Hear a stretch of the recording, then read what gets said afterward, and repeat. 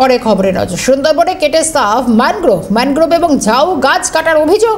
270টি ঝাউ গাছ এবং ম্যানগ্রোভ কাটা হয়েছে বলে এমনটাই অভিযোগ শাসক দলের লোকেদের বিরুদ্ধেই।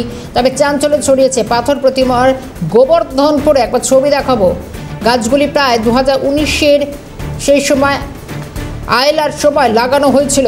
অভিযুক্ত তৃণমূল নেতা জয়দেব মণ্ডল সহ অভিযুক্ত সুখদেব ভূঁইয়া, নজরুল মোল্লা। একাধিক অভিযোগ উঠছে। ইতিমধ্যে বন দপ্তরে লিখিত অভিযোগ দায়ের করা হয়েছে। একের পর এক গাছ ম্যানগ্রোভ কেটে সাফ করে দেওয়া হচ্ছে। সুন্দরবনের ভারসাম্য রক্ষা সেক্ষেত্রে একটা সমস্যার মধ্যে পড়তে পারেন স্থানীয়দের। কি অভিযোগ শুনবো। দক্ষিণ চব্বিশ পরগনা পাথর প্রতিমা জি প্লট অঞ্চল গোবর্ধনপুর কোস্টাল থানার আন্ডারে 12 নম্বর ঘাট। এখানে আয়লা বাঁধে ব্যাপকভাবে ক্ষতিগ্রস্ত হয়। সেই ক্ষতিগ্রস্তের ফলে নদীবাঁধ নির্মাণ করা হয়ে থাকে এবং গাছ প্রচুর পরিমাণে লাগানো হয়েছিল। 2 দিন হলো অসাধুভাবে গোপনীয়তার সঙ্গে গাছগুলো কেটে নিয়ে গেছে, প্রায় 230 খানারও বাইরে। গ্রামবাসী সবাই বিক্ষোভ দেখাচ্ছে। যারা গাছ কেটেছে খবর নিয়ে তাদেরকে আমরা তত্ত্বাবধান নিই এবং তাদের কাছ থেকে জানতে পারি কারা গাছ কেটেছে জানেন। 2 জনে জানতে পেরেছি। পঞ্চানন মণ্ডল, উনি হচ্ছে গাছগুলো কন্ট্রাক্ট নিয়ে কেটে নিয়েছে। জানতে পারা যায় যে প্রধান নাকি পারমিশন দিয়েছে। অন্যদিকে যাদের বিরুদ্ধে এই গাছ কাটার অভিযোগ উঠছে, কি বক্তব্য শুনবো। গাছ লাগানো হবে বলে আমাকে বলে যে এই গাছগুলো কেটে দিলে আমরা গাছ লাগাবো। আমার একটা কিনাও হয়নি। আমার আপনাকে শুধু কেটে দিতে বলেছে। কেটে দিতে বলেছে। কে বলেছে? কে বলতে এখানকার তাদের এলাকার কি কমিটি আছে, ওই কমিটি বেনু ভূঁইয়ার সঙ্গে আমার যোগাযোগ। বেনু কি কমিটি মেম্বার না কি করে আমি বলতে পারবো না। তো কি যে মানে এই যে গাছ যে আছে ওই গাছের কমিটি।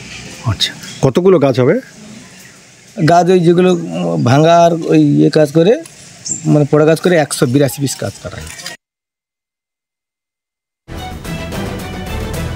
পঞ্চায়েত প্রধানের কি বক্তব্য শুনবো।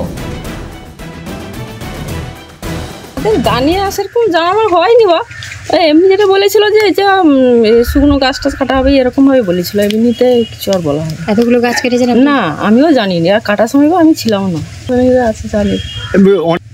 এবারে পারমিশন দেওয়া কি আমি দেখিনি। এটা আমাকে বলেছে যে প্রধানরা পারমিশন দিয়েছে, ওটা সই দিয়ে দাও। আমি তারপরে সই দিয়েছি। ও মানে আপনি আমাকে বলেছে কি যে এটা শুকনো গাছ বা যেটা ভেঙে গেছে বা মানুষের চলার অসুবিধা হচ্ছে, এই জন্য আমাকে বলেছিল।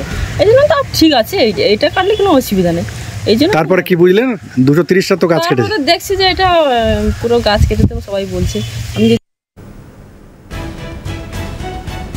শাসক নেতাদের কি বক্তব্য শুনবো।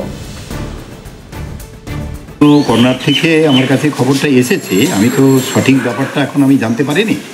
তো ম্যানগ্রোভ যদি কাটা হয়ে থাকে, আমার সরকার যেমন হচ্ছে যে আপোষ করে না, আমরা এর আপোষ করার পক্ষপাতী নই। কাজ হয়ে থাকে তাহলে নিঃসন্দেহে তার তদন্ত হওয়া উচিত এবং যারা অপরাধী তাদের বিরুদ্ধে ব্যবস্থা গ্রহণ করা উচিত। সাহেবের সঙ্গে আমরা বসেছি বিভিন্ন জায়গায়, যারা এই সমস্ত অপকর্মের সঙ্গে জড়িয়ে গেছে তাদের বিরুদ্ধে অভিযোগ আসার পরে উনি নিজে জায়গা তদন্ত করেছেন। তদন্ত করার পরে তাদেরকে যেমন জরিমানা করেছেন এবং সেই যে কাজগুলোকে কাটা হয়েছে সেগুলোকে উনি সিজ করে নিয়েছেন। আমরা কখনো আপোষ করি না।